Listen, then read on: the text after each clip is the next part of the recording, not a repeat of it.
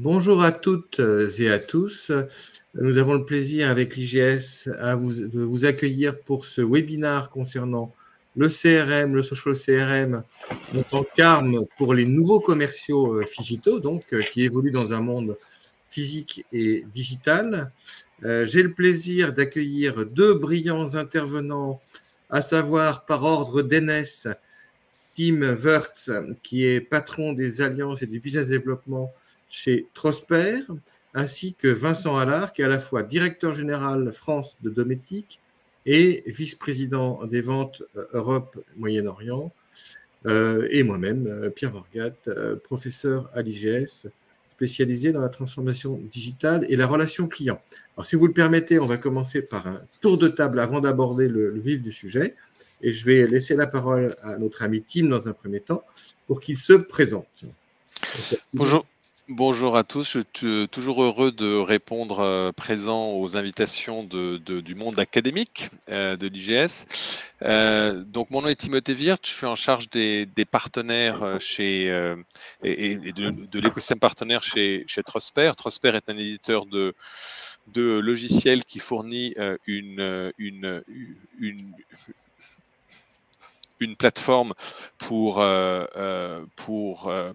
stopper les risques de fraude au virement.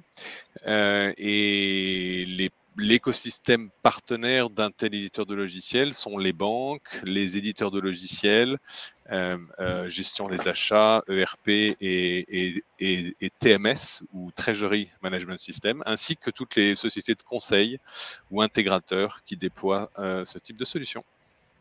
Ok, et donc tu as été fort longtemps VP Sales ou directeur de région en charge du business development, d'où ton expertise sur le sujet. Oui, donc j'étais pendant 30 ans ou account manager au tout début, sales manager, directeur commercial, directeur général, VP pour la région Europe du Sud de différents éditeurs de logiciels SaaS. Et plus récemment, j'ai rejoint Trosper en pleine pandémie, au tout début de la pandémie. Chouette. Mon cher Vincent, toi qui es directeur général et VP Sales, veux-tu te présenter, s'il te plaît? Ouais, donc bonjour à toutes et à tous. Comme Tim, ravi de participer à ce webinaire. Donc, pour me présenter brièvement, je travaille pour le groupe Dometic, donc un groupe suédois spécialisé dans les équipements pour les véhicules de loisirs, les véhicules professionnels, poids lourds, également les bateaux, et, avec une orientation également outdoor sur les tentes de toit, enfin tous les loisirs qu'on peut faire en dehors de chez soi et qui ont été exacerbés par les confinements et notamment les staycations qu'on a pu vivre ces dernières années. Donc mon rôle, ça fait 16 ans que je suis dans cette société. J'ai commencé account manager, avec ensuite des postes de CAM, direction commerciale, un peu de product management MEA, direction générale, et puis plus récemment j'ai un poste hybride où j'ai la direction générale de la filiale française. On est une cinquantaine de personnes, on fait une quarantaine de millions d'euros de chiffre d'affaires. Et puis le division manager, donc c'est des rôles en vertical. On a beaucoup verticalisé l'organisation ces 2 dernières années. Où là, je pilote une division automotive, donc tout ce qui va être lié à du poids lourd, du véhicule spécifique, du van sur lequel on va installer nos produits. Et dans ce cadre-là, on fait un peu plus de 65 millions de chiffre d'affaires. Et je pilote 5 regional sales managers, donc dans les 5 grands territoires de l'Europe. Et une quarantaine de personnes avec 17 nationalités et du profil sales rep, CAM et donc regional sales manager, donc des expériences assez diverses et variées, et puis l'hybridation de ce poste qui permet à la fois de piloter du local sur un pays comme la France qui est à fort potentiel et qui pèse déjà beaucoup, et puis l'expérience internationale avec des profils, des cultures et des modes de vente qui vont être aussi divers et variés. Alors, Dometic, historiquement, c'était Electrolux, hein, c'est une marque bien connue. C'est un spin-off d'Electrolux Loisirs en 2001. Oui. Voilà, donc très belle. Et vous êtes leader européen, si ma mémoire est bonne. Voire même mondial, oui. 17 milliards de chiffre d'affaires. Comment 17 milliards de chiffre d'affaires au niveau mondial. Alors, c'est 2,5 milliards d'euros, mais ouais, c'est 25 milliards de SEC, puisqu'on reporte tout en couronne suédoise. Bon, bravo, donc très belle boîte. Donc le contexte, avant de rentrer dans le vif du sujet sur le CRM, le social CRM et ses armes pour les nouveaux commerciaux Figito, il est connu, vous l'avez évoqué tous les deux, hein, il y a eu la période Covid qui, fort heureusement, prend fin, avec de plus en plus de relations qui se font à distance, comme nous aujourd'hui, hein, on est en webinaire. Donc un contexte sanitaire qui a contraint les forces de vente. Et dans votre cas, elles sont très internationales parce que vous managez des équipes sur plusieurs pays qui sont contraints maintenant à travailler avec des outils digitaux et distanciels. On a vu aussi l'explosion des canaux sociaux B2B et B2C. Et on fera le distinguo entre les deux, hein, parce qu'on est peut-être plus sur le B2B dans vos deux cas, mais les canaux B2C sont également à prendre en compte pour certaines professions. Et puis, là, je partage une analyse avec vous. Vous avez le droit de réagir, au contraire. Hein, vos réactions sont les bienvenues. C'est que les forces de vente doivent se redynamiser parce qu'elles ont perdu un petit peu la main sur les clients. Elles n'étaient plus sur le terrain pendant 2-3 ans. Et on n'avait plus le bonheur d'aller voir des clients au restaurant, prendre un café avec eux, les voir sur des salons physiques. Il y a beaucoup de salons qui ont disparu ou qui ont été restreints ou qui sont devenus des salons Figito, j'allais dire, plus d'ailleurs même distanciels, des salons en ligne. Donc ça, c'est un contexte qui a impacté nos directions commerciales. Un autre élément qui n'est pas nouveau, et je voulais avoir aussi votre point de vue là-dessus à tous les deux, c'est qu'il y a toujours eu une forme de désamour des commerciaux pour tout ce qui ressemblait de près ou de loin au CRM, comme si c'était un outil de flicage ou de contrôle de la performance de nos amis commerciaux, alors qu'en parallèle, on voit exploser des disciplines comme le social selling, dont on va parler. Et puis enfin, dernier point, et puis après je vous laisse réagir sur cette introduction, on voit aussi qu'il y a une pénurie des profils commerciaux qui sont bons avec les outils digitaux, avec les outils de visio, avec le social selling justement, ou le social CRM, ou encore une fois les outils de sales enablement, comme vous pouvez en utiliser dans vos entreprises respectives. Je pense notamment à Vincent. Alors, est-ce que vous êtes d'accord avec cette analyse, expérimentation du contexte? Est-ce que vous avez d'autres choses à rajouter dans le contexte? Vincent, tu veux commencer, Vincent ou... Vous m'entendez là? Oui, on t'entend. Je dirais que ce que tu dis, Pierre, c'est tout à fait ce que l'on vit. C'est-à-dire que les différents profils, à la fois culturels et dans le spectre de l'âge, où la semaine dernière, j'étais en salon en Allemagne où beaucoup de rapports de visite encore en papier. À la fin de la journée, le sales manager qui fait des colonnes avec les jours pour noter le nombre de personnes qu'il a vues et tout. Donc ça paraît un peu lunaire. Et en parallèle, on a des outils qui existent, qui ont été de ce Growth Enablement ou Sales Enablement, et qui sont en fait pas connus des nouveaux parce qu'ils n'ont pas été onboardés avec ça, ou il y a eu un turnover qui fait que les sachants sont partis, ou on va dire les champions qui étaient les vendeurs internes de ces solutions-là sont partis, ou n'en parlent plus, ou ont loupé une mise à jour et ne savent plus que ça existe. Donc en fait, on a autant de façons de faire presque de commerciaux, donc ça c'est quelque chose qui dérange. Pas parce qu'ils font mal, mais juste parce que c'est pas la manière dont doit être organisée et structurée une entreprise, je dirais même quelle que soit sa taille. On doit avoir des process et un minimum aussi d'assurance que quel que soit le client, il ait un suivi et des étapes clés qui ne doivent pas être manquées. Et c'est vrai que ces outils digitaux apportent quand même cette sécurisation. Être sûr que dans les étapes de vente, on sait que le client, à telle étape, il a eu les conditions générales de vente, il a eu les catalogues, il a eu les opérations qui vont bien, et on est sûr qu'il n'y ait pas de manquement à ce niveau-là. Donc sur le besoin, moi j'en suis convaincu. Après, voilà, on l'a appliqué sur des petites équipes. Il faut aussi le vendre aussi bien en interne qu'en externe, puisqu'il faut que ce soit validé aux différentes étapes de l'entreprise. Mais sur le besoin et la formation, on a aussi fait des formations juste après le confinement pour aussi apprendre à un senior comment avoir un rendez-vous sur Teams, comment interagir avec un client quand c'est sur Teams et plus en physique, puisque ça fait partie, c'est qui je pense qui est un des meilleurs. mais qui est aussi l'un des électrons libres les plus durs à gérer, parce que quand il y a des choses stratégiques à faire, il le dit quand c'est signé. Donc, c'est-à-dire pouvoir savoir où il en est dans les process de vente, c'est quasiment impossible, parce qu'il estime que s'il le dit, on va lui dire qu'on va lui augmenter son budget. Enfin, il y a toute une défiance par rapport à la communication aussi de temps en temps. Donc, il y a beaucoup d'hétérogénéité dans les profils et dans les interactions avec les outils, qui sont toujours perçus de toute manière comme un flicage au départ. Mais l'objectif, moi, quand je les ai mis en place, c'est j'étais commercial avant vous, je suis passé par toutes ces étapes et ça me fait gagner du temps, ça me fait gagner le momentum avec le client, il est hyper important parce qu'on n'a pas toujours l'occasion de s'asseoir 2 heures, de faire un PowerPoint, de parler de soi. Il faut aussi passer du temps à parler, que le client parle de lui. C'est quand même ce qui nous permet mieux de découvrir le besoin et de faire la vente. Et tous ces outils-là, d'avoir tout sur une tablette ou à disposition vraiment à l'instant T, de lui envoyer automatiquement après un rendez-vous, ça gagne en sérieux, ça gagne en suivi, et ça rassure aussi l'interlocuteur. Alors, en l'occurrence, tu parles de Sales Enablement. Alors, on va peut-être le définir 2 secondes avant que je donne la parole à notre ami Tim. Je ne sais pas si tout le monde sait ce que c'est que le Sales Enablement.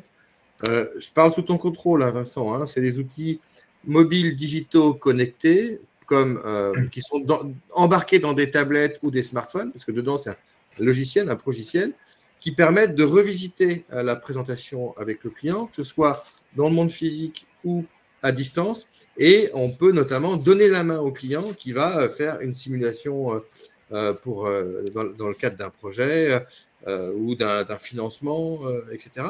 Et ça permet aussi de centraliser toute la data et tous les supports pour les harmoniser et avoir une traçabilité, ce que tu viens d'expliquer, de tous les échanges avec le client. C'est bien comme ça qu'on peut définir. Et ça crée aussi un lien quand il y a une bonne organisation marketing et sales, de bien faire le lien où les contenus peuvent être créés en co-construction, sales, marketing, ou que marketing pour les grosses boîtes quand c'est vraiment segmenté. Et c'est poussé dans l'appli. Et après, les personnes n'ont pas à se poser la question, je vais en rendez-vous, est-ce que j'ai tout ce qu'il faut? On peut tout préparer quand on est vraiment sur du très grand compte. On peut vraiment faire un deck propre au client, inclure du PowerPoint, du HTML, des vidéos, et ne pas quitter ce support-là pendant tout le rendez-vous. Ça permet d'avoir une bonne captation de l'attention, et ça, c'est assez intéressant. Donc tout très bien, marketing sales, c'est aussi important. D'accord. Mon cher Tim, est-ce que tu veux réagir au contexte? Oui, absolument. Et alors, j'aimerais réagir à la formulation de ta question qui impliquait que la pandémie ou que la situation du tout digital pouvait être un démotivateur ou pouvait avoir des effets négatifs. Mon expérience, c'est que quand je regarde l'équipe Trosper, elle n'a jamais été aussi motivée, aussi efficace. C'est évidemment grâce au management que cela est possible, mais c'est surtout grâce à des outils qui sont digitaux pour absolument tout. Tout est digital. Toutes les notes, toutes les interactions avec le client, toutes les recherches de données de prospection, toutes les premières prises de contact, les premiers rendez-vous de qualification, la création des opportunités, l'implication des commerciaux, puis l'implication des Customer Success Managers qui vont récupérer le client signé et le développer. Des account managers qui vont construire avec ses clients, et tout est fait à partir de plateformes qui sont clés, qui sont le CRM, qui sont la plateforme de gestion des clients et des projets clients, et ce qui permet à l'entreprise d'être parfaitement fluide, en fait, que les uns et les autres soient chez eux ou chez un client, chez un partenaire ou au bureau. Les interactions se font de la même manière, entre nous ou avec des clients ou des prospects. Et tout est toutes ces interactions sont enregistrées naturellement, et toute la data est utilisée pour toujours améliorer l'expérience client et pas du tout pour se mesurer tous à tout moment. Donc, je vois ça comme plutôt un élément de libération et ça permet de donner des outils à chacun pour faire leur boulot, pour être autonome et pour améliorer l'expérience que chacun fournit à ses collègues et à ses clients. D'accord. Donc, on assiste, d'après ce que tu nous dis, et je pense que Vincent est d'accord aussi là-dessus, parce qu'il a parlé de Sales Enablement, quasiment à une digitalisation globale de tous les métiers de la vente, que ce soit de la conquête ou de la fidélisation, avec également une plateformisation, je crois comme on dit, Oui. qui généralise, mais ce qui implique à un moment ou à un autre, alors c'est un sujet dans le sujet, qu'on ait des plateformes qui servent de hub pour connecter tous ces outils-là, parce que sinon, ça va devenir un bazar pas possible. Il y a énormément d'outils. Non, mais c'est pas. Oui, mais c'est pas un bazar. Toutes ces plateformes ont des API. Toutes ces plateformes sont en général, sont connectées à un annuaire. Ça, c'est les principes des systèmes d'information, absolument classiques qui sont connus depuis très longtemps. Aujourd'hui, évidemment, toutes ces plateformes sont dans le cloud. Donc, on voit avec ces nouvelles entreprises qu'il y a une cloudification, à 100% de l'ensemble des plateformes. Et l'ensemble des événements se sont digitalisés. Avec la pandémie, on a fait des salons virtuels où on rencontrait les clients virtuellement. Tout était virtuel, même les salons. Pour toi, c'est une hausse de la productivité qui a été accélérée par la distanciation. Disons que du fait de la pandémie et du fait de la distanciation obligée, on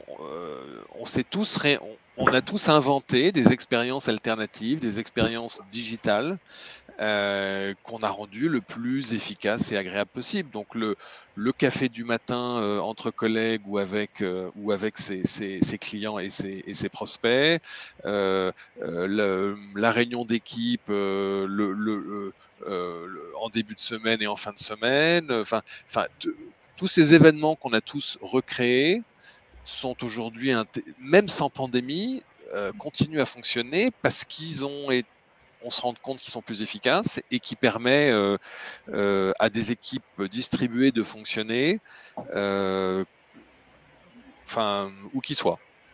Voilà. Vincent, tu as vécu la même chose, toi qui as des vendeurs dans toute l'Europe? Alors, nous, on est moins digitalisé, du fait de l'historique, tu l'as souligné, à la base, on a un groupe industriel.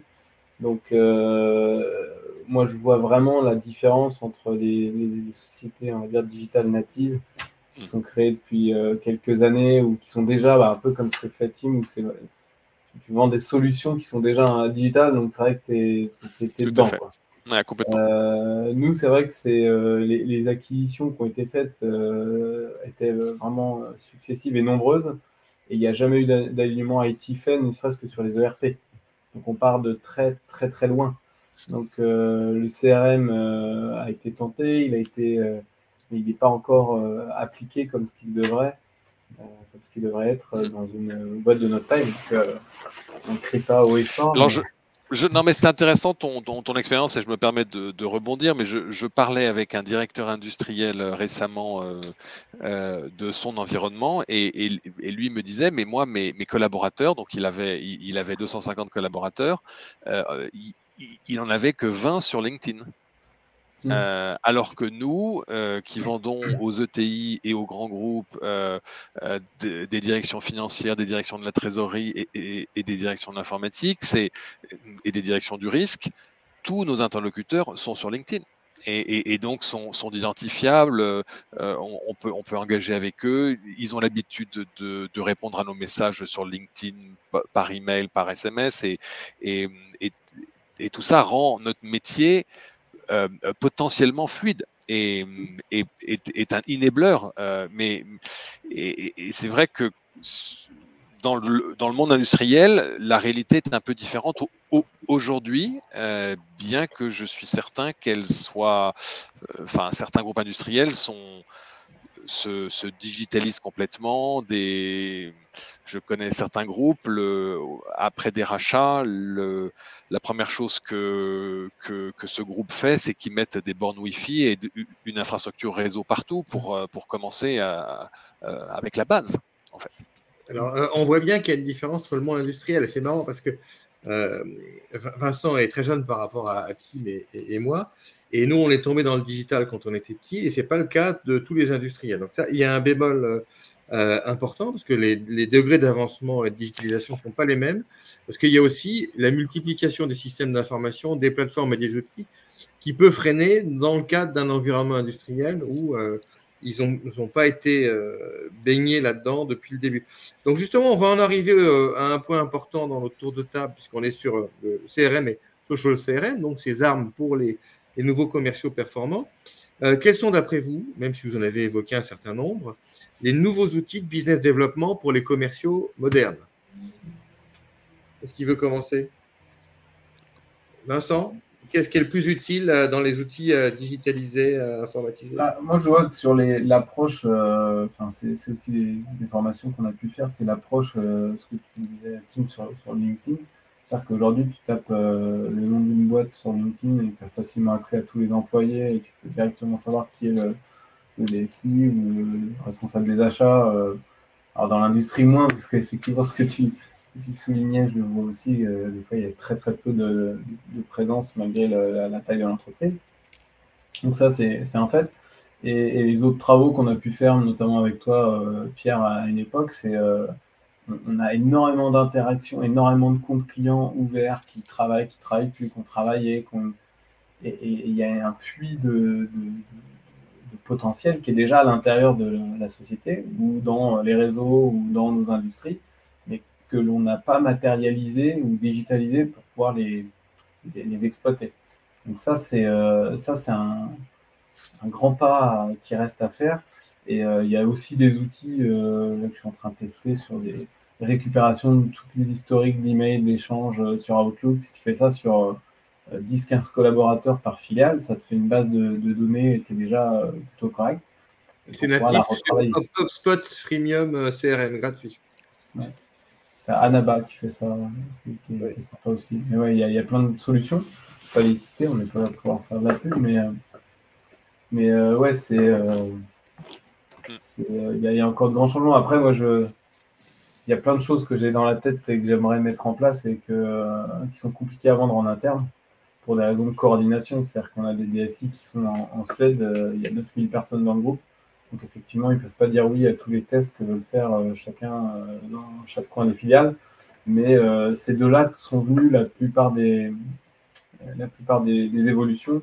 C'est à un moment donné, on a fait du champion dans une filiale, une idée, on l'a vendue et elle a été appliquée. Donc c'est un bon incubateur, mais parfois il est assez imperméable.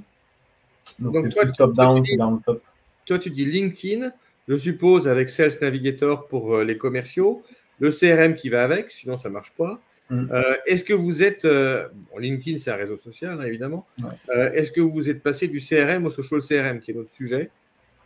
Est-ce que les gars commencent à faire du social selling, de la détection de leads sur LinkedIn?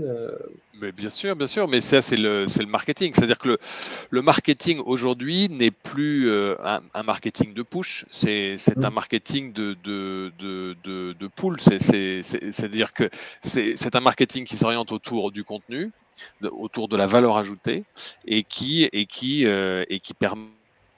Et cet engagement, il peut se faire dans les deux sens. C'est l'audience, les prospects qui peuvent évidemment nous engager et qui en général engagent sur le site web ou sur LinkedIn, etc. Et puis nous aussi, on on a des outils pour utiliser LinkedIn pour engager avec nos cibles.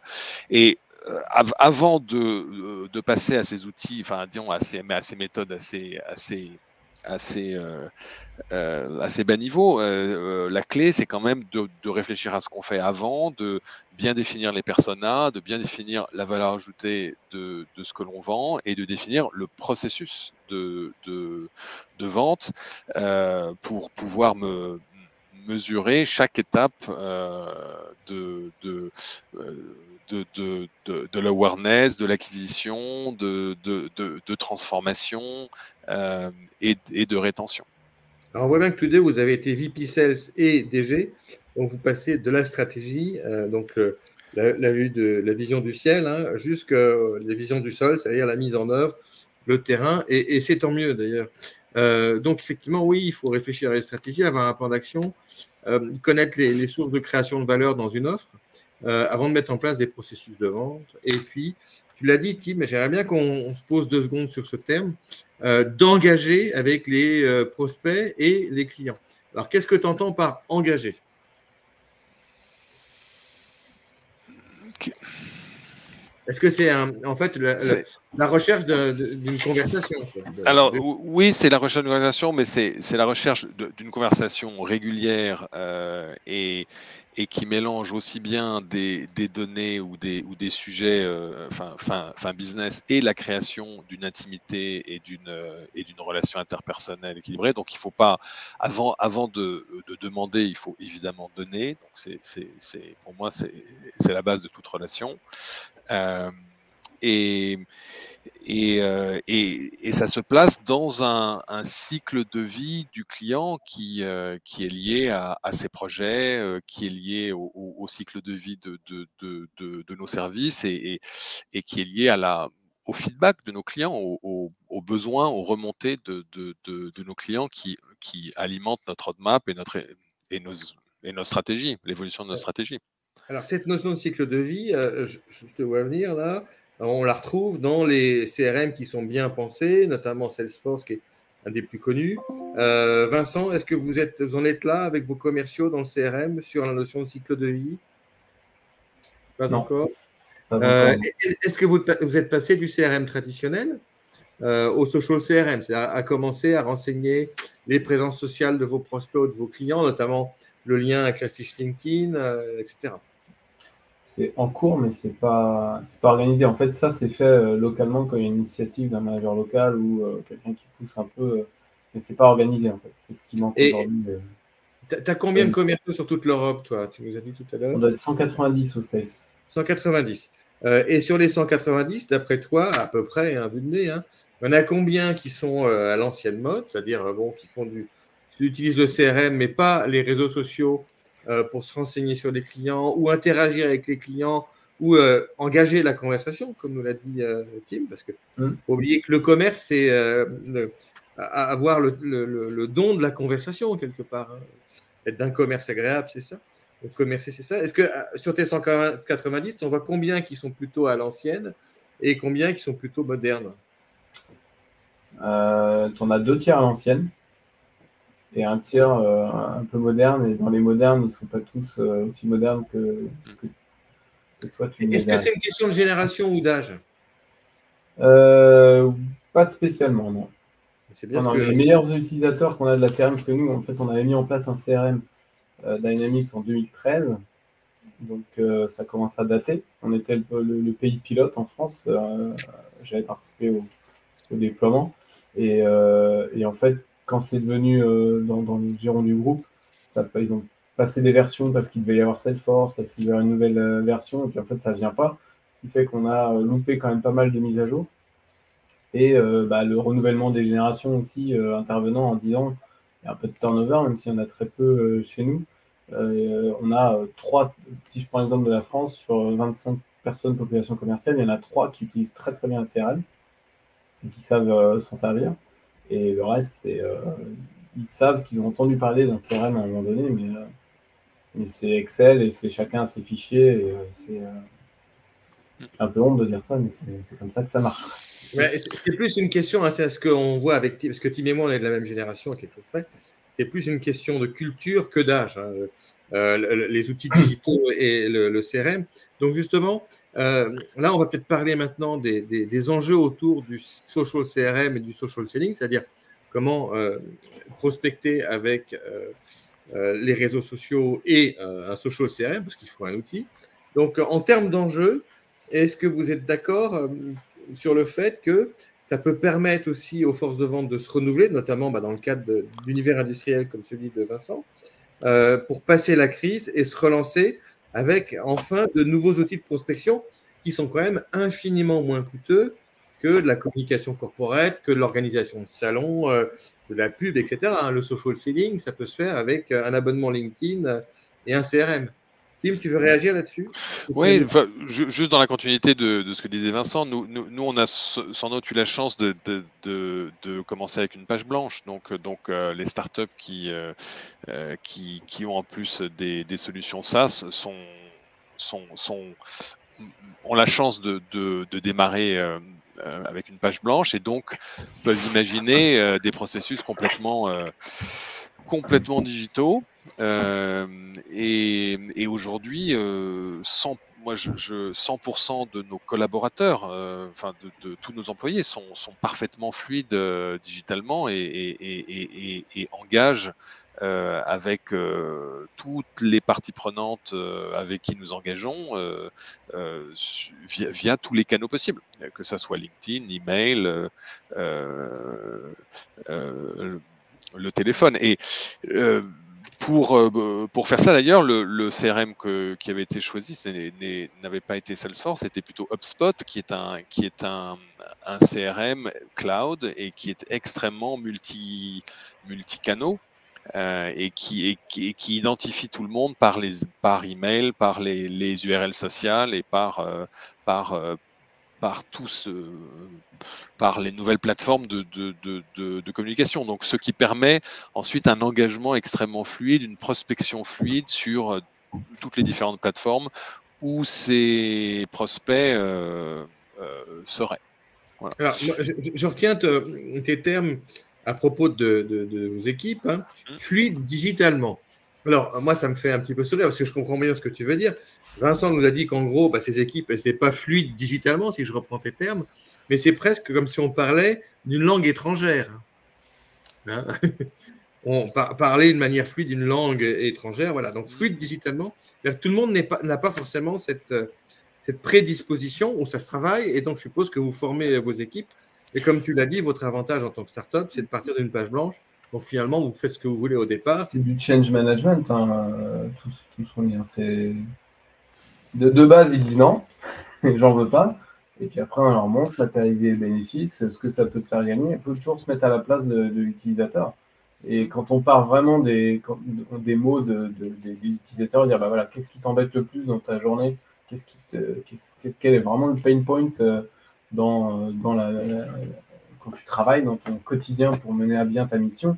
En général, quand on répond à des vraies problématiques qu'on a identifiées sur une même population et sur un échantillon relativement représentatif, quand on leur propose un outil qui répond à ça, voilà, il y a toujours le fait, c'était mieux avant ou autre, mais très rapidement, c'est plus des questions. C'est l'accompagnement au changement, c'est voilà.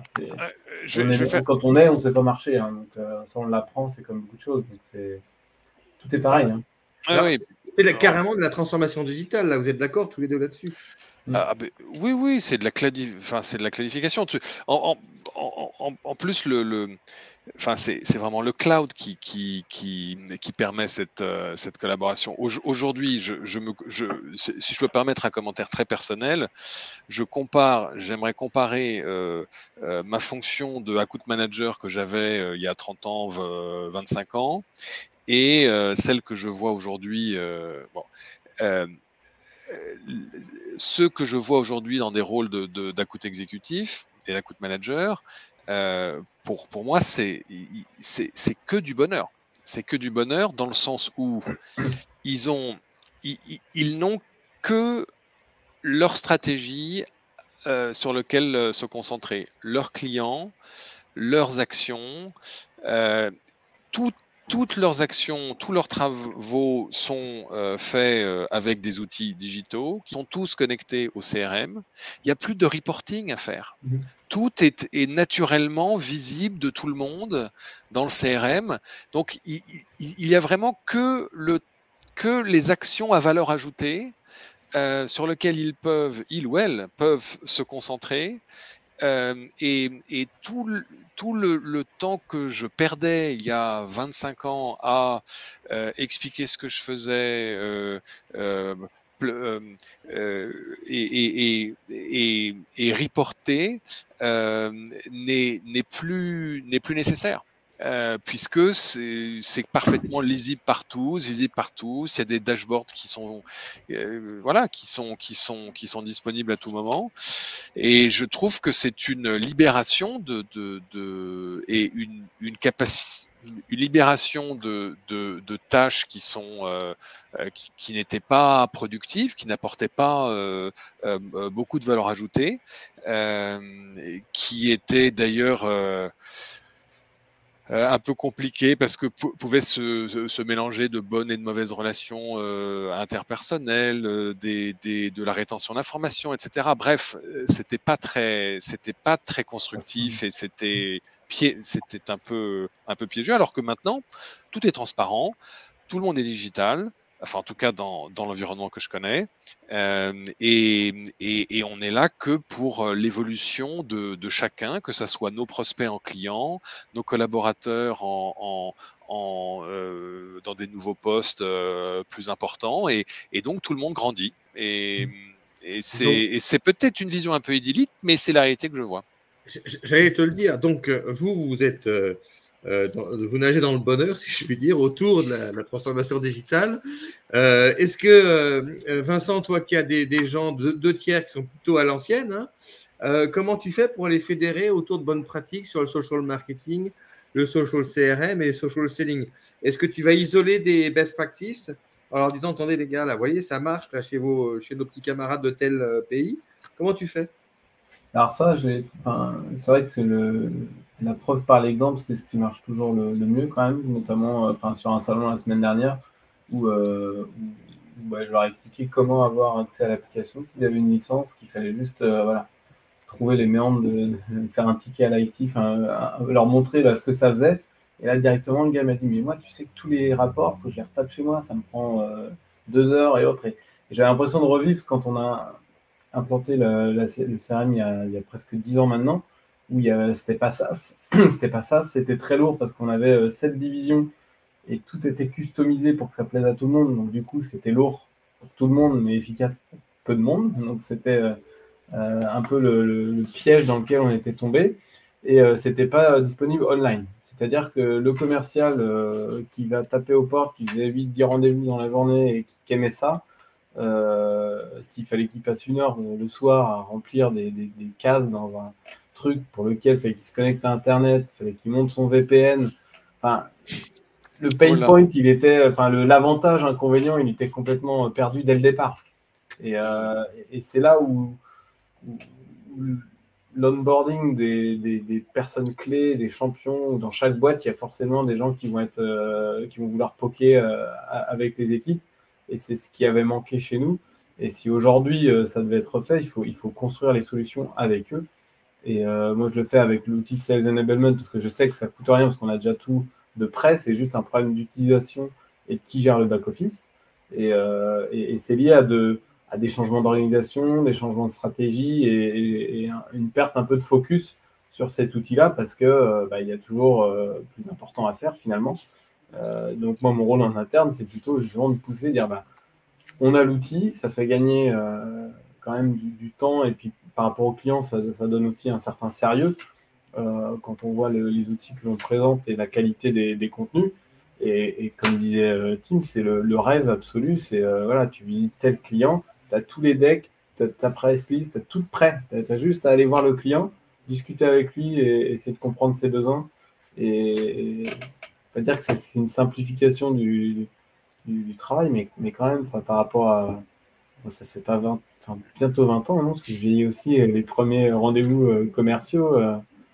Ça change la donne et ça rejoint aussi la digitalisation de toute la vente, tout le process, parce que depuis le Covid notamment, je leur dis, mais quand vous allez visiter un client, c'est vraiment la matérialisation de quelque chose. Avant, moi j'ai connu, on mettait le plein dans la voiture, les catalogues dans le coffre, et puis vas-y, on faisait les zones, et puis tous les potentiels clients, on les avait notés, tous ceux qui étaient potentiellement intéressants et intéressés, et puis on les faisait, et puis le soir on faisait le bilan. Là, vous pouvez tout faire d'une façon digitale, à la maison ou au bureau, en fonction de si vous télétravaillez ou pas. Ça a quand même un confort qui est supérieur, sauf si on aime le tourisme, on n'est pas assez nuit à l'hôtel, mais ça a quand même un certain confort de pouvoir bien travailler le dossier bien en amont, et s'il y a besoin, parce que moi je reste persuadé que la relation humaine elle est quand même meilleure en face-to-face, et puis des informations autour d'un café ou d'un déjeuner, c'est toujours plaisant, et c'est pour ça aussi qu'on fait ce métier. Oui, mais quand je leur dis des fois ce que coûte un rendez-vous, et des fois quand ils me disent ce qu'ils font, je dis, bah voilà, là ta bagnole c'est tant, ton temps, les péages, les machins, pour rien, parce que si tu avais qualifié avant, bah, tout ça tu aurais pu le savoir. Et dire bah non, lui, je le mets en priorité 2, 3, 4 en fonction du potentiel ou du non potentiel que tu as identifié avec les outils internet, web et digitaux. Alors, si je comprends bien, en comparant vos deux approches, hein, là, on est toujours sur le sujet du CRM et du social CRM pour armer nos commerciaux modernes. Dans le cas de team startup, donc c'est natif dans la stratégie. Et chez vous, vu votre passé industriel, vos longues années d'existence, Vincent, vous découvrez les charmes de la digitalisation de la force de vente en apprenant en marchant, hein, ce que tu disais tout à l'heure. Et que par conséquent, c'est beaucoup plus complexe quand ce n'est pas natif et intégré à la stratégie. C'est bien ça. Kim, tu vois ça pareil? Oui, et alors que tu dis start-up, mais on peut même utiliser le terme scale-up, puisque Trustpère aujourd'hui c'est 100 personnes et ça prévoit et on prévoit d'embaucher 200 personnes dans les 2 ans qui viennent. Donc n'hésitez pas à aller visiter les pages des posts ouverts sur notre site web. Mais c'est exactement ça. Et je ne vois pas, avec un développement à l'international qui est en cours, un changement majeur dans notre mode de fonctionnement. Au contraire, cette approche de plateforme 100% cloud permet un déploiement et une agilité dans notre déploiement à l'international qui est incomparable. Ceci étant dit, c'est ce que vous vendez. Vous vendez des plateformes. Alors nous, on vend absolument une plateforme dans le cloud qui est une plateforme de third-party risk management, donc de gestion du risque de tiers, et qui est une plateforme qui nativement est dans le cloud, qui agrège énormément d'informations de tous les pays du monde pour vérifier qu'un tiers est bon à payer, pour vérifier que le compte bancaire de ce tiers est aussi bon à payer et que ce compte bancaire appartient bien à ce tiers. Donc cette vérification, elle doit être apportée via des API ou via des connecteurs natifs dans les applications de gestion des achats, dans le RP et évidemment avant de payer avant de payer le moindre compte bancaire, bien s'assurer que ces comptes bancaires ont fait partie des contrôles que je viens d'évoquer. Donc, pour éviter le hameçonnage. Pour éviter la lutte contre la fraude, parce que l'hameçonnage, il est en général en amont et il permet de préparer les manipulations de social engineering ou des hackings un peu plus profonds et des changements de numéro de compte bancaire dans les systèmes, ce qui font que les entreprises peuvent être amenées à payer des sommes sur des comptes bancaires qui ne sont pas le compte bancaire de leurs clients, mais qui sont des comptes bancaires contrôlés par des fraudeurs. Donc nous, on vient assurer nos clients que tous les virements qu'ils font vont bien sur des comptes bancaires qui appartiennent bien à leurs clients qu'ils voulaient payer. Ce qui est souhaitable. Alors, il nous reste un gros quart d'heure, 16 minutes exactement. Si vous en êtes d'accord, les amis, je vais vous proposer que vous réagissiez sur les enjeux du social business, donc du social CRM et du social selling, hein, qu'on met tout ça sous la banette du social business. Donc, comment faire du business avec les réseaux sociaux. Donc, les enjeux pour l'entreprise, pour le management, pour la force de vente et pour les clients eux-mêmes. Alors, est-ce que Vincent, tu veux réagir là-dessus? Entreprise, management, force de vente, clients eux-mêmes. C'est quoi les enjeux? Est-ce que Sales Enablement, ça a bouleversé votre relation avec des clients, par exemple? Ça l'a quand même amélioré dans la mesure où nous, on était très papier, très diversifié. Chaque société appartenant au groupe avec son propre site internet, son propre catalogue. Donc, tu arrivais plutôt chez... Vous m'entendez? Oui, oui. Tu arrivais chez les clients avec un dictionnaire, quoi. Donc là, par rapport à l'entreprise, ça a aussi donné quand même une image un peu plus digitale et un peu plus proche du monde dans lequel on vit. Sur la partie management, je reste persuadé qu'il faut que chaque tête de service puisse aussi comprendre et vraiment relayer les outils. C'est-à-dire qu'il ne faut pas qu'il y ait de trous dans la raquette à un endroit, que ce soit au niveau dans les différentes parties prenantes, que ce soit le commercial, son manager. Pas que le manager soit contre la solution ou n'y voit pas d'intérêt, sinon ça va pas pouvoir fonctionner. Au même titre que le marketing, il faut onboarder en fait toute la ligne jusqu'à la DSI qui implante ça sur les outils hardware des différents utilisateurs. Et après, d'un point de vue client, ouais, ça donne une image un peu plus, comment dire, un peu plus moderne. Et c'est ce que je vois, c'est vrai que même moi, en tant que quand on a une négociation fournisseur ou autre, on voit encore, c'est vrai, des moyens de faire du rapport ou dans des rendez-vous, on voit qu'il y a encore beaucoup de sociétés qui sont très loin de tout ça. Nous, on fait parmi ceux qui sont loin, mais il y a vraiment encore énormément de potentiel de digitalisation et d'amélioration des parcours clients. Donc, pour l'entreprise, l'enjeu, c'est la fluidification. Pour le management, ça serait plutôt le fait de resserrer les boulons et de renforcer les liens. Curieusement, alors malgré le distanciel, Tim, vos liens, ils sont forts. Alors, vous faites des réunions à distance? Absolument, ils sont forts et ils sont liés vraiment au management. Les managers de l'entreprise sont présents, enfin, communiquent via toutes les plateformes et sont disponibles aussi, et ce qui crée un très bon esprit. Et l'ownership aussi, parce que c'est quand ça bouge trop vite, qu'il y a trop de turnover ou que les focus changent trop souvent, c'est le meilleur moyen pour se perdre et qu'un outil ou un projet n'aboutisse pas, ou tout du moins ne donne pas les résultats pour lesquels il avait été déployé. Ouais, ok, super. Donc, le client s'y retrouve aussi parce qu'il a une autre expérience client et parfois, ce qui n'était pas le cas avant, on était dans une relation de côte-à-côtisme, comme on dit, enfin de face à face, pardon.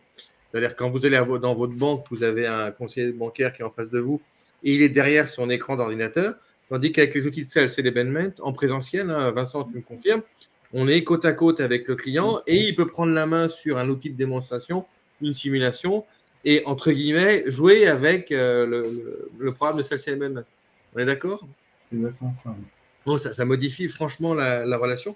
On est plus dans une relation d'égal à égal, hein, ou d'adulte à adulte, en fait, si on faisait de la PNL. Donc, bon, les enjeux, ils sont assez clairs maintenant.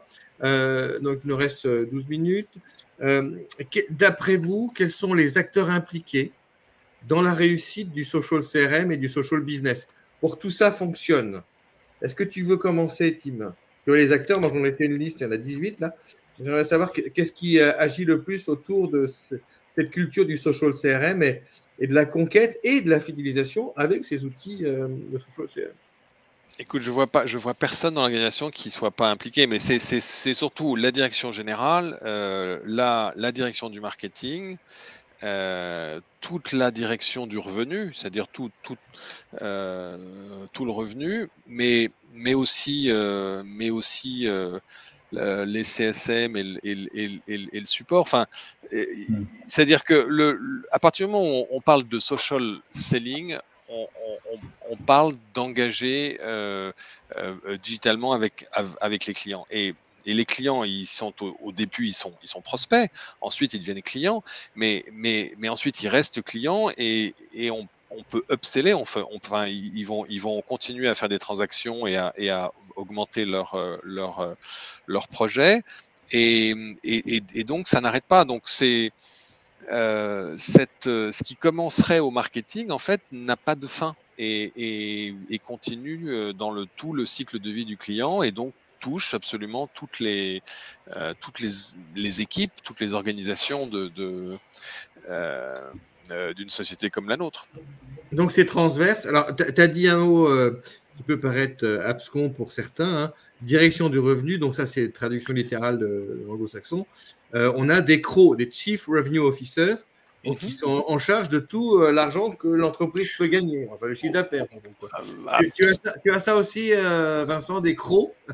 Non, nous, on y viendra, je pense, dans le siècle prochain, mais on voit de plus en plus cet acronyme-là. Je trouve ça vraiment intéressant parce que de mettre, de chapeauter, et à nous, à l'époque, on verticalise tout dans les pays. Je verrais bien des CRO, justement, dans les pays pour englober et mettre un peu d'horizontalité et dire, voilà, tout le monde travaille dans la même boîte. Il ne faut pas oublier ça et il faut un lien quelque part. Et puis, et puis d'un point de vue technologique, du fait des plateformes, il faut absolument que le processus horizontal soit est un seul architecte et soit bien coordonné. Donc, que l'on ait le marketing, les SDR, donc les téléprospecteurs, les commerciaux, les account managers ensuite qui gèrent les clients, les customer success managers, ceux qui s'occupent des partenariats, bref, que tout le monde soit un architecte, un quarterback, un maître d'œuvre, un horloger qui orchestre toutes ces ressources est très important, me semble-t-il, est un signal et une manière d'améliorer l'expérience client. Alors, quand on t'écoute, Tim, et là je réagis aussi sous le contrôle de Vincent, on a la conviction que les organisations très digitalisées comme vous, parce que c'est ce que vous vendez en fait, les plateformes SaaS, sont organisées comme des organisations militaires ou sportives. Hein, c'est un peu le relais 4 x 100 mètres où chacun joue un rôle dans la chaîne de valeur. Vincent, tu vois ça comme ça aussi? Complètement, oui. Donc ça a l'air millimétré comme une partition. Je le vois comme ça et tu le subis quand tu ne l'as pas et tu le vois comme ça quand tu. Enfin, ça a les deux. Et je peux vous confirmer que, à part moi, il y a beaucoup de très grands sportifs chez Trosper. Et c'est étonnant. Et ça fonctionne tel quel. Il y a un esprit de sportif, c'est-à-dire à la fois très convivial et d'entraide, et en même temps, ils sont chacun à se pousser par rapport à eux-mêmes pour être toujours les meilleurs. Et c'est beau à voir.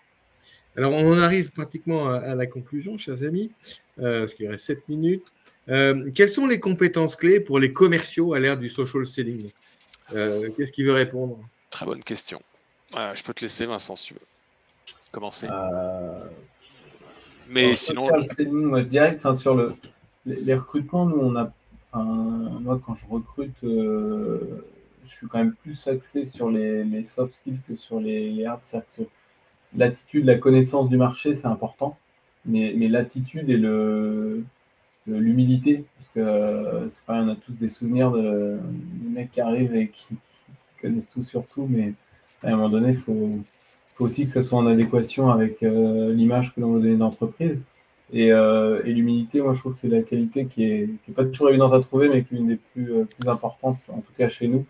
De savoir bien se mettre à la place du client, prendre son temps de bien poser les jalons, de savoir ce dont le client a besoin et pouvoir lui apporter la meilleure solution. Après, que ce soit avec les outils digitaux ou avec les outils dont on bénéficie en fonction de la taille et de ce que l'entreprise est capable de mettre à disposition. Donc, empathie, humilité, écoute, l'orientation digitale, effectivement. Bon, Tim, je suppose que tu partages tout ça. Tu en as d'autres? Non, mais c'est amusant parce que le mot que je voulais partager, c'était l'humilité. Pour moi, c'est vraiment la clé. Quand je regarde tous ceux que je connais, ils sont d'une humilité, et ce qui entraîne une capacité d'écoute une empathie qui se ressent, quel que soit, enfin, et qui se ressent très très bien dans des réunions digitales. Ça veut dire une collaboration qui se passe mieux, ça veut dire une entraide qui se passe mieux. Et comme on le sait tous, les bons commerciaux sont ceux qui écoutent 2 fois plus qu'ils ne parlent. Donc c'est pour ça qu'on a deux oreilles et une bouche. Bon, bref. Et voilà. Avec peut-être quelque chose de plus, c'est un ego. Enfin, ce sont les bons commerciaux que je vois autour chez Trustware, parce ils sont tous très bons. C'est une présence, un calme. Ils sont centrés, un ego qui est in check. Et sans doute parce que ce sont de grands sportifs tous, voilà, ils ont rien à se prouver eux-mêmes. Ils sont sereins, cette sérénité, cette humilité. Voilà, peut-être les 2 mots, c'est humilité et sérénité. Donc, le mindset, pour toi, c'est fondamental. Donc là, vous me parlez tous les deux de ce qu'on appelle les soft skills et pas du tout de hard skills, comme si les hard skills, c'était beaucoup plus facile à acquérir que l'état d'esprit. Je suis convaincu, les hard skills, il suffit d'être un peu sur son téléphone ou sur un PC, ça s'apprend. Ça s'apprend très bien et je suis sûr que l'IGS a d'excellentes formations pour ces hard skills. Je ne me fais pas dire. Et ça, voilà. Mais vraiment, la clé, pour moi, ce sont les soft skills. C'est clair. Alors, en conclusion, qu'est-ce que vous feriez pour justement convaincre des bénéfices et des bienfaits du social selling et du social business, une population de commerciaux qui n'est pas forcément née dans un univers digital? Qu'est-ce qu'on fait? Comment on leur explique? Comment on les motive? Comment on leur donne envie? Comment on donne du sens? Alors, pour moi, c'est... Enfin, j'ai 2 réponses qui sont différentes. Excuse-moi, Vincent, je commence pour une fois. La première, c'est qu'on peut pas espérer que les commerciaux y aillent tout seuls. Ok, bon, c'est pas possible. Le bon exemple que j'aimerais utiliser, c'est la manière dont La Poste a transformé son expérience client. Dans chaque bureau de poste, on voit de plus en plus maintenant de responsables commerciaux. Ce ne sont plus des postiers, mais et pourtant, l'expérience client qui était dramatique il y a 10 ou 20 ans avec des guichets et une rigidité et des lignes et des frustrations de toutes parts, et bien maintenant, vous rentrez dans un bureau de poste, c'est beaucoup plus fluide. Et quand j'ai posé la question à quelqu'un qui a fait cette transformation au sein de La Poste, mais comment avez-vous réussi à ça? Est-ce que c'est au niveau des 3 P que tout le monde connaît, n'est-ce pas, les people, les plateformes ou les process, dans l'autre ordre, hein, c'est people, process, plateforme. Eh bien, c'était ni sur les formations des individus et des 200 000 collaborateurs de La Poste qu'il avait agi, ni sur les process qui étaient très compliqués à expliquer, hein. C'était uniquement sur les plateformes. Il a transformé ces plateformes, il a mis en place des automates dans toutes les postes, et le reste s'est organisé autour de ces plateformes. Donc, si je pousse cette analogie sur le monde digital, choisissez les plateformes et les process et les individus vont naturellement s'aligner sur les capacités de ces nouvelles plateformes, ce qui rend évidemment d'autant plus important le choix des bonnes plateformes. Vincent, 1 minute, le mot de la fin comme Tim.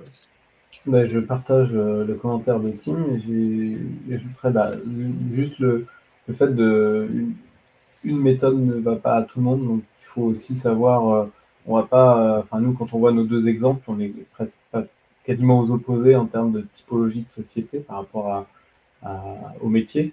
Et je pense que voilà, la digitalisation, il ne faut pas être du 100%, 0%, il faut y aller en fonction des besoins du métier et de la structure et du métier de la boîte, quoi. Dans une recherche de sens pour les commerciaux et de fluidité et d'accroissement de la performance. Écoutez, chers amis, 1000 merci à tous les deux pour ce partage de votre brillante expérience qui est tout à fait complémentaire. On est arrivé sur les soft skills et donc sur le mindset, l'état d'esprit, ce qui est une chose qu'on favorise grandement dans nos formations à l'IGS. Donc, je remercie également les participants qui étaient en ligne et on vous souhaite une bonne fin de journée. Merci à vous deux. Merci de nous avoir permis de rajouter cette pierre à l'édifice. Bon vent à tous. Merci, bonne soirée. Bonne soirée.